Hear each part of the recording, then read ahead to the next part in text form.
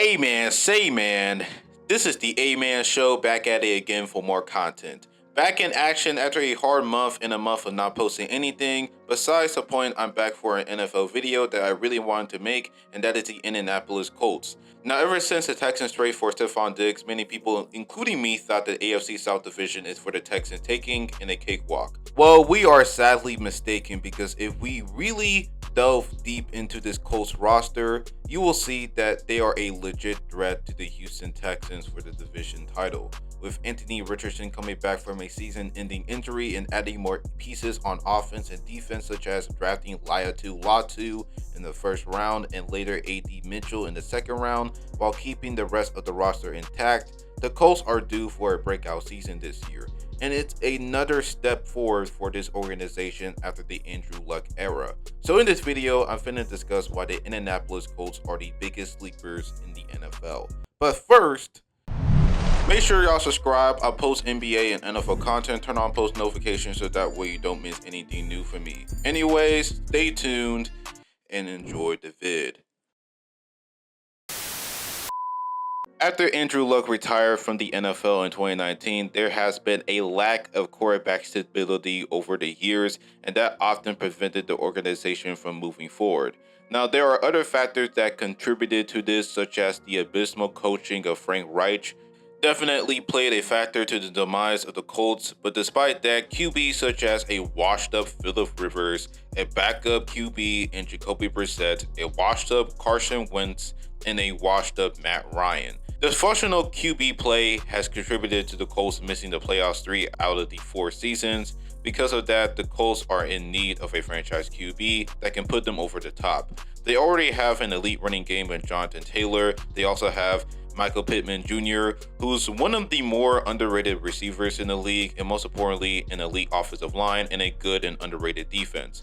All they really need is a QB that can put them over the top, and that's what they did. In the 2023 NFL Draft, the Indianapolis Colts selected Anthony Richardson with the 4th overall pick, and him as a QB prospect was considered by many as the most physically gifted QB in history. This is a guy that ran a 4.4 40 at 6'4", 240 pounds, jumped a 40-inch vertical, and has the best and strongest arm in his draft class. And him being drafted into a situation where he not only has an elite offensive line and a running game, but the Colts hire Shane Steichen as head coach. And while at Philly was a main culprit to the Eagles Super Bowl run, and most especially turning Jalen Hurts into an MVP candidate, it was actually second in MVP voting behind Mahomes 2 years ago. But going back to Indy, Anthony Richardson was basically drafted to the right situation for him to succeed, having the right coach for his play style, along with the pieces that he was put around him. When making my prediction on who will win Offensive Rookie of the Year,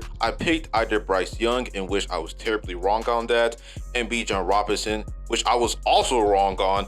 The only person that I got right was CJ Stroud. But even if Anthony Richardson was healthy during that season, I will not only be wrong, but I will be 0-3 in my predictions, basically go on a three-peat in losses, because Anthony Richardson would have had an all-time great rookie season. Now, going into his rookie season, Anthony Richardson had a pretty solid start before going down with a season-ending AC joint sprain on his shoulder. Despite the loss, the Colts still managed to have a winning record, going 9-8 despite missing the playoffs if it weren't for that missed throw from Gardner Minshew. But either way, because of Shane Steichen's potent play design and execution on offense, the Colts were top 10 in the league in rushing offense, and defensively they held their own against any offense in the league because of how good the defensive line is for the Colts. As far as the overall run defense goes, it has been a main issue because of the lack of blitzing.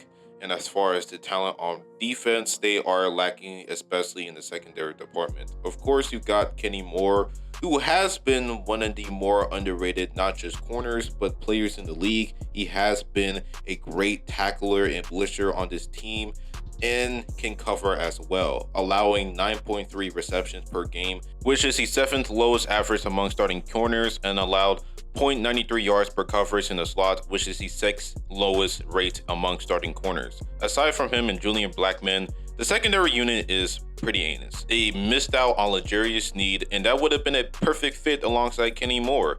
The linebacker core, you got Zaire Franklin. He had a Pro Bowl level season and tackling machine for the Colts. And of course, you got DeForest Buckner, Glover Stewart, and now Latu, the 15th overall pick in the draft, the first defensive player selected in this round. And he's widely known to be the best defensive edge rusher and overall player in his draft class. And him on the roster can really bolster the defensive line among the very elite in the league. But aside from that, they really didn't make that many big moves to improve the linebacker core as well as the secondary core. And this is going to be a really big issue going into the season. If the Colts want to compete for a Super Bowl in the next couple of years, they will have to improve on the secondary and the linebacker core. But as of right now, the Colts are good enough defensively to hold their own against any offense. And Gus Bradley has a track record of being a good DC, so we'll see how he'll make adjustments as far as blessing, especially, let alone how it is going to play out going into the season. But offensively, I genuinely believe that the Colts offense is going to be one of the best in the NFL. Having a four-headed monster in Richardson, Taylor, Pittman, Adonai Mitchell. Adonai Mitchell is going to have a Jamar Chase type of rookie season. And I know that's out there, but hear me out. Adonai Mitchell truly has tremendous upside. And with him being the most athletic receiver in his draft class, with his catching ability and his size being 6'4", 190, and of course his speed and athleticism, I truly think that Adonai Mitchell is going to be the first receiving option to Anthony Richardson, much like AJ Brown to Jalen Hurts. Like Anthony Richardson, Adonai Mitchell had one hell of a combine performance, and based on the games he's played in UT, he obviously has tremendous upside, being a really fluid route runner and also a deep threat as well. Basically a more athletic and faster CD Lamb, George Pickens type of receiver. With Anthony Richardson throwing him the football, I do think that he will have a spectacular rookie season and will be the biggest deal in his draft class. This, along with an offensive genius in Steichen and a dominant O-line, the Colts this year will be a playoff contender in the AFC. Now, does that mean that the Colts will win the division? Maybe not, but they will certainly can compete against the Texans for that spot. Aside from the two teams in the South Division, the Titans have a promising team, but they still need more time to develop and add more to the roster before they can make actual noise, and the same thing with the Jaguars as well. So really the Texans' real competition is Indy, especially in the QB position. I still have CJ Stroud as my early MVP pick, but Anthony Richardson could have an elite season. Being in Steichen's system, a heavy RPO type offense that Jalen Hurts himself thrived in, and was second in MVP voting that year, I couldn't imagine how good Richardson will be, especially being this physically gifted as a QB, as well as having a more talented and better arm than Jalen Hurts. And with a dominant O-line, I truly believe that Richardson is going to compete with CJ Stroud as the best QB in this division, not only this season, but for the foreseeable future. This is a guy that can potentially win multiple MVPs, multiple All-Pro teams, and can be up there with the Peyton Mannings of the world as far as the best player of this franchise history. He has the capabilities to do so. I believe that Anthony Richardson can really compete with Lamar Jackson, and of course Jalen Hurts as far as the best dual threat QB in the game. And with the system that he is in with the Colts, it's certainly a possibility for Anthony Richardson to have a really big year with this Shane Steichen's offense. So in conclusion, the Colts are the biggest sleepers in the league. More and more people should take Indianapolis more seriously, and going to the foreseeable future, I definitely see the Colts compete with the Texans as arch rivals and be one of the best teams in the whole entire NFL. So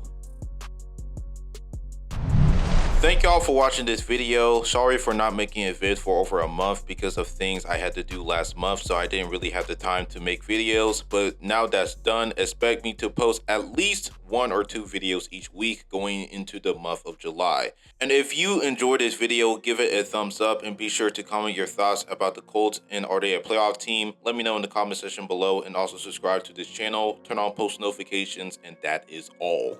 Stay litty. This is the A-Man Show. Sign out.